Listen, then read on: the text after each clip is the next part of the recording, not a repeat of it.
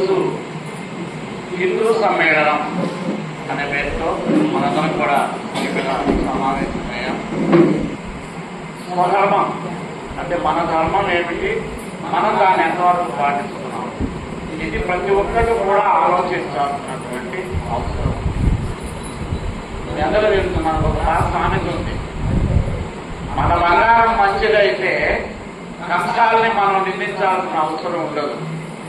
కాబట్టి అంటే మనమేంటి, మన ధర్మం ఏంటి అనేది మనం తెలుసుకోలేకపోవడం వల్లనే అనేక వివక్షతలకి మనం చదువుతున్నాం. మొట్టమొదటిగా మనం దాన్ని తెలుసుకోవాలి. సనాతన ధర్మం యొక్క గొప్పదనం ఏమిటి మన కళ్ళ ముందు కనిపిస్తుంది, దాన్ని మనం గుర్తించట్లేదు. మన దగ్గర క్యాలెండర్ ఉంది, మన ఇంట్లో చూడండి, దాని మీద ఏముంది, నిన్న ఇంగ్లీష్ సంవత్సరం వచ్చింది 2026వ సంవత్సరం. దాని పైన చూడండి విక్రమాబ్ది 5000 సంవత్సరం అని ఉంటుంది. అంటే 5000 సంవత్సరాలకి ముందు నుంచి మన దగ్గర పంచాంగం అనేది జరుగుతూ ఉన్నది. ప్రపంచం మొత్తంలో ఏ దేశంలో అయినా సరే 5000 సంవత్సరాల పంచాంగం ఉందా ఒక్కసారి ఆలోచించండి. అంతేకాదు, ఇవాళ సైన్స్ వచ్చింది, ర్యాకెట్లో వెళ్తున్నాం, మేము దీంట్లో చూస్తున్నాం, సూర్యుడు అక్కడ ఉన్నాడు, చంద్రుడు ఇక్కడ ఉన్నాడు, భూమి తిరుగుతుంది అని చెప్తున్నాం. కానీ వేల సంవత్సరాల నుంచి మనం కనుక ఇప్పుడు పంచాంగం చూస్తే సూర్యగ్రహణం ఏ రోజు వస్తుంది, చంద్రగ్రహణం ఏ రోజు వస్తుంది, ప్రతిరోజు చూడండి సూర్యుడు రేపు ఉదయం 5:37 ఉదయిస్తాడు, రేపు సాయంత్రం 5:40 అస్తమిస్తాడు. ఈ లెక్కలు ఎక్కడి నుంచి వచ్చినాయండి, ఎలా లెక్కేస్తున్నారు ఒక్కసారి ఆలోచించండి. అది మన సనాతన ధర్మం యొక్క గొప్పదనం. హిందూ ధర్మం ఇవన్నీ కూడా తర్వాత వచ్చిన పెళ్లి. ధర్మమే ప్రధానం.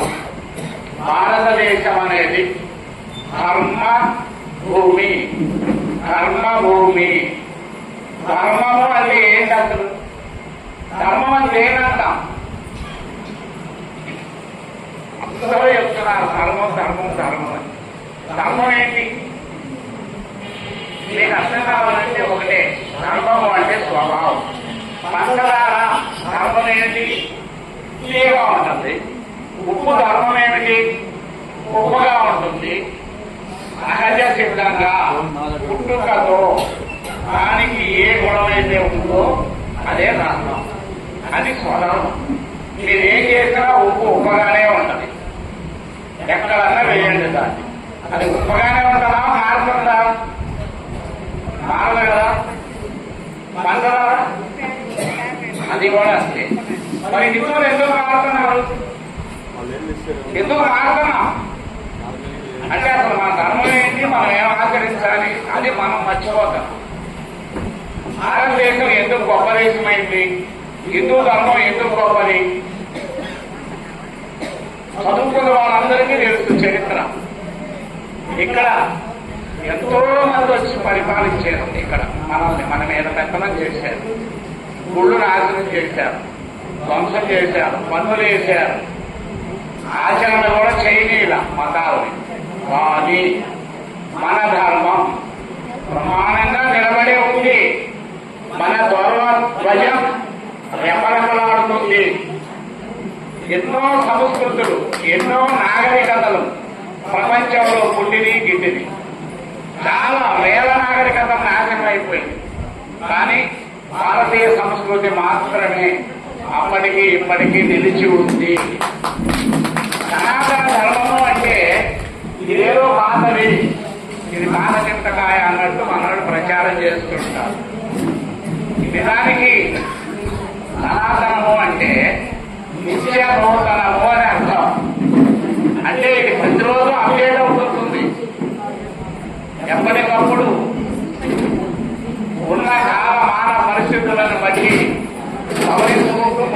మారుతుంది. మనం ఎలా జీవిస్తున్నాం అదే మన సంస్కృతి. ఇది మన ధర్మం మీద ఆధారపడి ఉంది.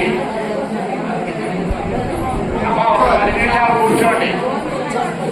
ప్రతిరోజు మనం చాలా సమయం గడుపుతూ ఉంటాం.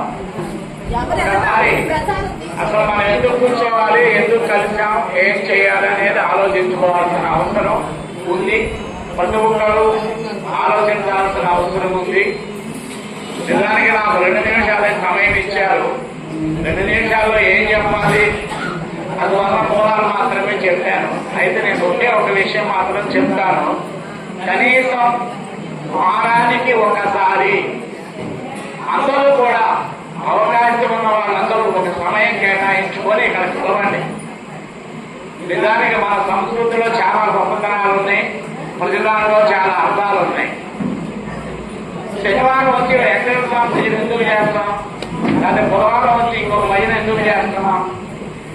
మన ధర్మంలో, మన సంస్కృతిలో మనం చేసే ప్రతి పనిలో చాలా నిగూఢమైన అర్థాలు ఉన్నాయి. వారానికి ఒక రోజు భజన కోసం వచ్చి కూర్చుంటే అందరూ వచ్చే రోజు ఏం చేస్తాం? ఇరుగు పొరుగు మన కష్టాలు చెప్పుకుంటాం, ఒకళ్ళకొకళ్ళం నలుగురు కలిసి మాట్లాడుకుంటాం. అలా మనకి ఐకమత్యం అనేది పెరుగుతుంది. కాబట్టి దాన్ని మళ్ళీ మొదలుపెట్టండి. ఇవాళ టీవీ వచ్చింది, ఇవాళ సంస్కృతి మారిపోయింది. ఎవరు కూడా టీవీల గురించి బయటికి కదలకుండా టీవీలో పడితే ఫోన్లు వచ్చినాయి. కానీ మనం మన సంస్కృతికి పునర్వైభవం తీసుకురావాలి అంటే తప్పనిసరిగా మళ్ళీ కొన్ని పాత పద్ధతులకు వెళ్ళాల్సిన అవసరం ఉంది. మన సంస్కృతే కుటుంబ వ్యవస్థ. ఆ కుటుంబాలే కూలిపోయిన ఉమ్మడి కుటుంబాలు లేవు. దాంతో మనకి దిక్సూచులు లేకుండా పోయింది. కాబట్టి దయచేసి ప్రతి ఒక్కరు నేనేం చేస్తున్నాను, నేనేం చేయాలి అనే దిశలో ఆలోచించి నిపుణులను ఐకమత్యంగా ఉంటేనే ఈ దేశానికి మంచి భవిష్యత్తును ఇవ్వగలుగుతాం. ఈ అవకాశాన్ని ఇచ్చినందుకు ధన్యవాదాలు తెలియజేసుకుంటున్నాను. జై శ్రీరామ్.